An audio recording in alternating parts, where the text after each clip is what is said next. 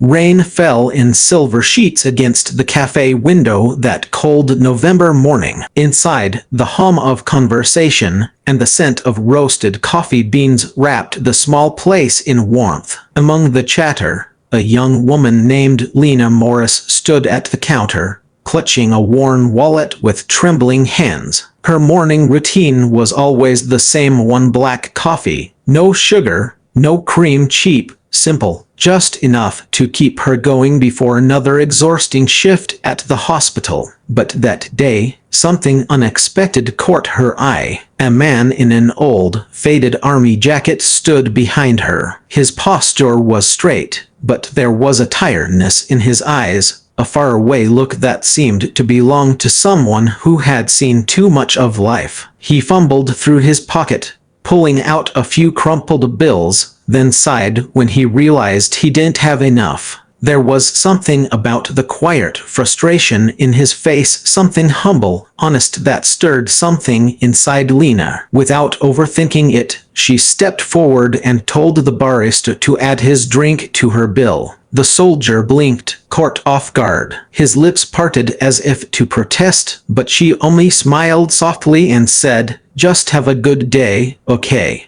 Before turning to leave. The moment was small, fleeting, one of those random acts of kindness people forget after a few hours. But for him, it wasn't small at all. Backhand index pointing right. If you believe in kindness, second chances, and the power of doing good even when no one's watching, make sure to like, comment, share, and subscribe. Your support helps us tell more stories that touch hearts just like this one. The soldier, Ethan Hale, watched her leave through the rain-soaked glass. He hadn't felt that kind of warmth in a long time. After 2 tours overseas, he had come home to find his family gone, his savings stolen, and his identity tangled in bureaucratic mess. He had been living in shelters, working odd jobs, and trying to find his place in a world that seemed to have forgotten him. That one cup of coffee, a stranger's simple kindness, was the first genuine act of compassion he had experienced since returning. Days passed, but he couldn't forget her face. Not because she was strikingly beautiful, though she was in a quiet,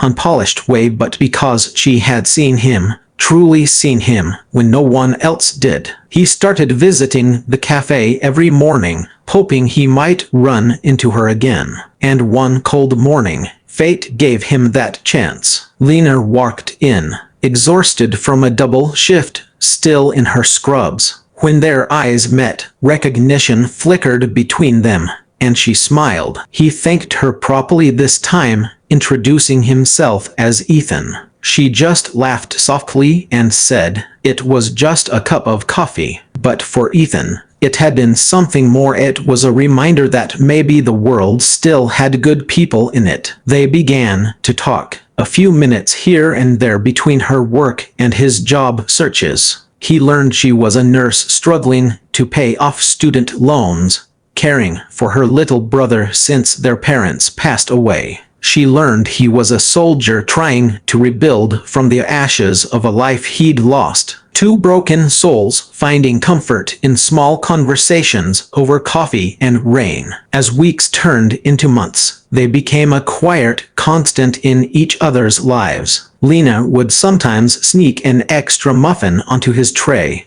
Ethan would walk her to the bus stop just to make sure she got home safe. Neither said much about feelings. It wasn't about romance, not at first. It was about safety, understanding. 2 people who had been through storms finding shelter in each other's presence. But beneath Ethan's calm, there was a secret. Something he didn't talk about, something he barely understood himself. He had been adopted as a child and never knew his birth family. All he had were fragments, a name, a photograph, and a letter from a woman who claimed to be his biological mother, left unread for years because he couldn't bear to face it. One night, when loneliness pressed too heavily, he finally opened that letter. The words shook him to his core. The letter revealed that he was the biological son of Margaret Kensington, matriarch of one of the wealthiest families in the state.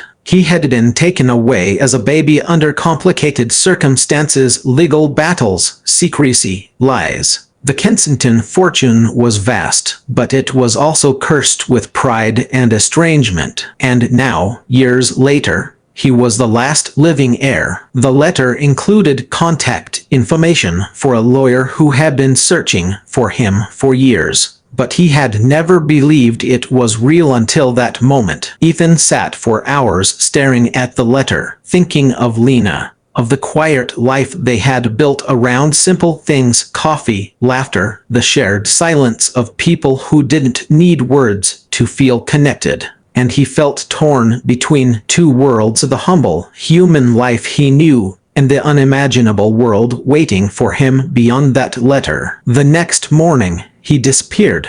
No calls, no visits, no goodbye. Lena waited for days, then weeks. She told herself he was busy, maybe working, maybe out of town, but deep down, her heart knew something was wrong. She would sometimes sit by the window of the cafe, staring at the door, hoping he'd walk in again with that soft smile. But he never did. 3 months later, a headline caught her eye while she waited for her bus: long lost Kensington heir returns, war veteran identified as Ethan Hale. The photo nearly made her drop her phone. It was him, clean-shaven, dressed in a tailored suit, standing beside lawyers and flashing cameras. The same man who had once walked in wearing torn boots and an old army jacket now looked like someone from another world. Lena's heart ached. She didn't resent his fortune, she just wished he had told her that maybe she had meant enough for him to say goodbye. Life went on, but the ache didn't fade. She still worked double shifts, still paid bills late, still carried the weight of caring for her little brother, but something inside her was different now. That brief connection had reminded her that kindness mattered, even if it went unnoticed. Meanwhile, Ethan's new life felt like a golden cage. Lavish dinners, reporters, the endless noise of luxury, it all felt hollow. Every night he lay awake, thinking of that cafe, of her tired smile, of the simple gift of warmth she had once given him. He had everything money could buy except peace. 6 months later, on Christmas Eve, the cafe door opened, and a familiar figure stepped in from the snow. Lena looked up from behind the counter, shocked. There he was, Ethan, but different. His eyes still held that same tired kindness, but now they glimmered with something else: remorse. He walked up quietly, holding a cup of coffee he had just ordered, and placed it in front of her. "This time," he said softly, "it's my turn." The world seemed to stop. Lena's throat tightened, tears welling in her eyes. He explained everything: the letter, the inheritance, the confusion. He told her how he had walked away because he didn't know how to balance who he was with who he had become. He had spent months trying to find her again, to thank her properly, to tell her that one small act of kindness had changed his entire life. He reached into his coat pocket and pulled out a folded piece of paper. "I never wanted to come back empty-handed," he said. It was a letter of recommendation he had personally written and signed with his new influence, securing her a scholarship program for advanced nursing studies, a way to finally chase the dream she'd always put aside. Lena was speechless. She didn't know whether to cry, laugh,